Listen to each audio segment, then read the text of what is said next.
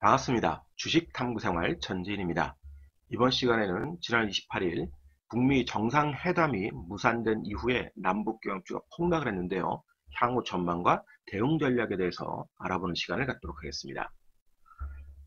여러분들이 다 아시다시피 북미 정상회담이 예상과 다르게 무산이 되면서 좋지 않은 악재로 작용을 했는데요. 주가의 위치를 보면서 우리가 앞으로 기술적으로 어떻게 대응을 해야 되는지 살펴봐야 되겠습니다. 역시 남북경협주의 이제 대장주는 현대 엘리베이터인데요. 보시다시피 이제 고점이 낮아지는 순간에서 이 하락 트렌드를 벗어나려고 하는 모습을 최근에 보여줬습니다. 아주 긍정적인 모습이었죠. 그러니까 회담에 대한 기대감이 있었는데 월요일 날부터 차익 실현 물량이 나오기 시작했다는 거.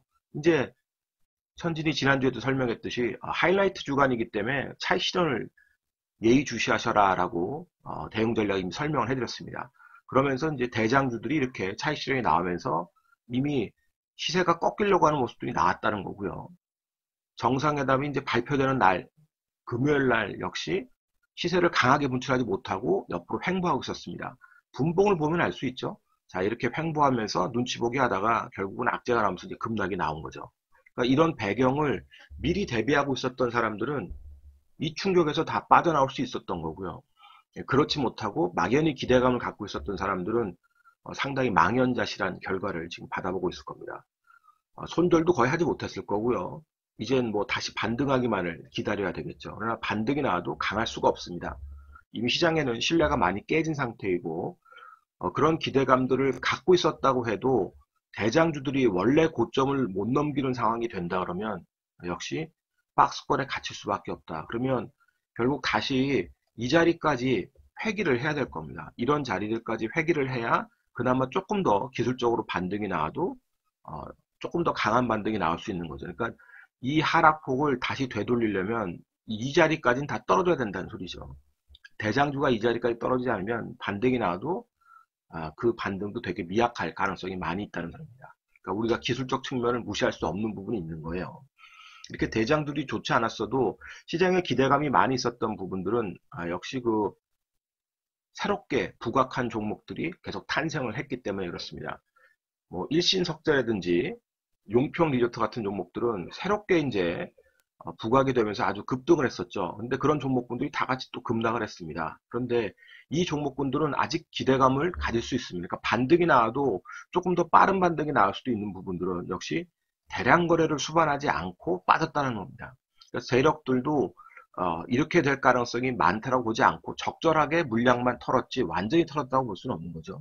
그럼 세력들의 입장에서는 다시 한번 건들 수 있는 부분들은 관광 관련된 종목들, 뭐 용평 리조트가 됐든 이런 일신석재가 됐든 이런 종목군들로 다시 작업을 해도 작업을 할 수 있는 에너지가 나온다는 소리입니다. 그러니까 현대 엘리베이터 같은 종목을 작업하기에는 돈도 많이 들어가지만 그만한 모멘텀을 받기가 대단히 어려워진 겁니다. 그러면 이번에 이제 급락 나온 종목들 중에서도 여러분들이 노릴 수 있는 종목들을 보려면 역시 관광 관련된 종목들, 뭐 한창이 됐던 이런 종목들도 역시 이번에 급락이 나왔습니다만 향후에 원래 자리까지 되돌린다고 보고요. 이 원래 자리에서 에너지 모으는 과정을 본다면 역시 기회를 노릴 수 있는 또 시기가 올 겁니다. 자, 아난티 같은 경우는 방송에서 설명을 드렸듯이 이 아난티 자체의 문제기보다는 주요 주주가 지금 문제를 좀 갖고 있기 때문에 언제든지 그들이 장외에서 물량을 팔 수 있습니다. 물량을 안 판다고 얘기는 했다고 하지만 그건 뭐 약속이 아닌 거죠. 구두인데 무슨 뭐 약속이 있습니까? 문서적으로 남긴 것도 아니고 언제든지 물량이 나올 수 있다는 거. 그래서 아난티의 흐름을 역시 예의주시할 필요는 있습니다만 아난티로 매매하는 것보다는 다른 종목으로 매매하는 게 낫습니다. 같은 관광 포트에 있는 종목이면 다른 종목보다 낫다고 보고요. 그 다음에 제재를 완화할 때 다른 쪽의 제재보다는 민간 차원 제재, 그러니까 당장 뭔가 먹고 사는 거에 대한 제재를 조금 완화해 줄 가능성이 있습니다. 앞으로 한다고 해도요. 그럼 역시 비료 관련주들이 가장 좀 빠르게 인도적 차원으로 제재 완화할 수가 있는 거겠죠. 자, 그래서 경동 같은 거 보시면 급락이 나왔어도 거래가 안 섰습니다. 그러니까 세력들도 다 안 털었나 보죠. 자, 이렇게 거래를 많이 수반하면서 쭉 올려놓고 일정 부분 매물 소화를 하는 과정에서 뭐 물량을 조금 정리도 했겠죠. 그러나 이렇게 급락이 나왔을 때 대량 거래를 수반하지 않았다는 것은 여기에 참여하고 있는 많은 사람들이 많이 던지지 않았다는 소리입니다. 그러니까 물려있는 개인 투자자들 많겠죠. 세력도 일부분 물려있을 거고 개인 투자자들도 물려있으면서 많이 안 던졌다는 소리입니다. 그만큼 이 종목들은 다시 세력들이 건드리면 빠르게 복귀할 수 있는 종목들이 되고, 그 이유는 제재 완화 쪽으로 본다면 역시 북한의 제재 완화에서 미국이 어느 정도 수긍할 수 있는 부분들, 뭐 비료를 조금 지원해 준다 그래서 당장 뭐 핵무기 만드는 건 아니니까요. 이런 쪽이 유리하다고 여러분들이 생각을 하시면 되겠습니다. 자, 아시아 종목 같은 경우도 마찬가지죠. 좋은 모습을 보이고 거래량 감소하면서 매물 소화하다가 역시 이때부터 조금 좋지 않은 그림이 나왔죠. 왜냐하면 정상회담을 앞두고 강한 반등이 나와야 되는데 반등 다음 반등이 안 나오면서 수렴을 했으니까요. 그리고 이제 이렇게 빠졌습니다. 근데 역시 거래량이 없죠. 그러면 여러분들이 반등을 노릴 때 이런 종목군들을 노려야 반등 때 수익을 또 얻을 수 있는 겁니다. 그러니까 앞으로 남북 정상회담이 다시 열리게 된다. 문재인 대통령이 이제 중재도 나선다. 이런 소식이 나오면 가장 빠르게 움직일 수 있는 종목군들이 이런 쪽에 있다고 여러분들이 생각을 하셔야 된다는 거고요. 그리고 이제 관광과 이런 비료 같은 인도적 차원의 그런 그 지원 외에 조금 기대감을 가질 수 있는 건 역시 개성공단 관련한 것들이 되겠죠. 자, 좋은 사람들 같은 경우도 보면 지난번에 강한 수급이 연속적으로 들어오면서 아주 좋은 상승 흐름을 보였습니다. 자, 이때까지만 해도 이 상승의 박스권에서의 움직임도 좋았는데요. 그런데 문제는 뭐냐면 거래량이 감소하는 게 좋은 게 아니라고 자꾸 천지는 설명을 했었습니다. 거래량이 일정 부분 유지가 되면서 움직이는 게 좋다고 그랬는데 역시 거래량이 계속 감소하면서 에너지가 점점 떨어지기 시작하더니 결국은 추세를 하향 이탈을 했죠. 그러니까 이 하향이 악재 때문에 커졌지만 이미 하향 이탈할 수 있는 건수는 얼마든지 됐다는 소리입니다. 세력들이 강한 수급이 안 들어온다는 것은 좋은 게 아니라는 소리예요. 단지 위치를 잘 아직까지도 지지를 해줬기 때문에 여유는 있었습니다만 그런 여유가 다 이제 깨져버린 거죠. 그러나 이런 종목군들이 다시 수급이 들어오면 빠르게 붙일 수 있고 반등이 강하게 나올 수 있는 종목이 된다는 소리입니다. 그 이유는 세력들도 일부분 아직도 물려 좀 있을 거고요. 그리고 역시 제재 완화 쪽으로 본다면 미국의 부담을 크게 주지 않고 인도적 차원의 제재 완화가 될 수 있는 거니까요. 그래서 기존의 SOC에 관련된 그런 기대감은 이젠 많이 꺾였다라고 여러분들이 보셔야 돼요. 뭐 원전 해체 관련된 거라든지 또 철도 관련된 거라든지 이런 것들은 기대감들이 많이 꺾인 겁니다. 특히 철도 관련해서 현대로템의 그런 그림을 한번 보시면 이번에도 한번 보세요. 지난번에 대장주급으로 움직였을 때 이렇게 고점을 만들고 나서 자, 이런 고점을 만들고 나서 반등을 했습니다만 어떻습니까?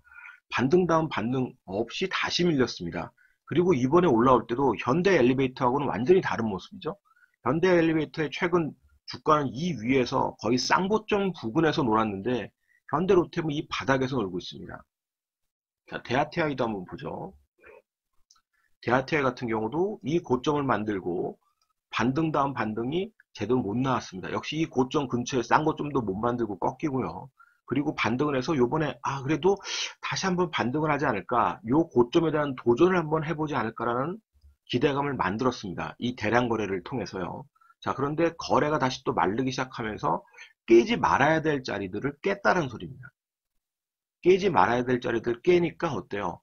반등이 나와도 강한 반등이 안 나오고 계속 걸리게 되어 있습니다. 그리고 나서 급락을 또 맞았죠. 그럼 철도주들에 대한 기대감도 다 꺾여 있다는 소리입니다. 처음에 그런 아주 강한 기대감과 세력들의 움직임들이 나오기가 어렵다는 거죠. 그런데 다른 SOC 쪽에서 나와봐야 얼마나 나올 수 있겠습니까?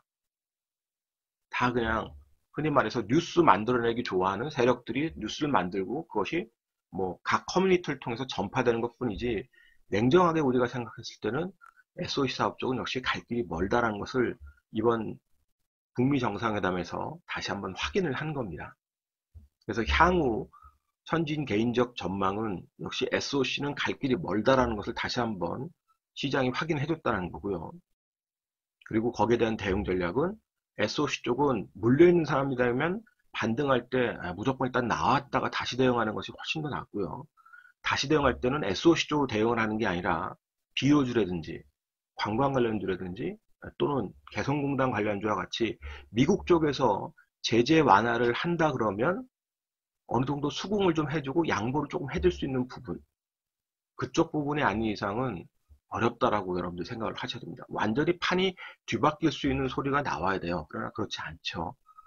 이번에 역시 트럼프 스타일이 다시 한번 또 확인이 됐습니다. 오늘자 한 줄 요약. 막연한 기대감이 아니라 냉정함이 필요하다. 이 영상이 도움이 되셨다면 좋아요, 구독하기 부탁드리고요. 저는 다음 시간에 또 뵙도록 하겠습니다. 고맙습니다. 전지인이었습니다.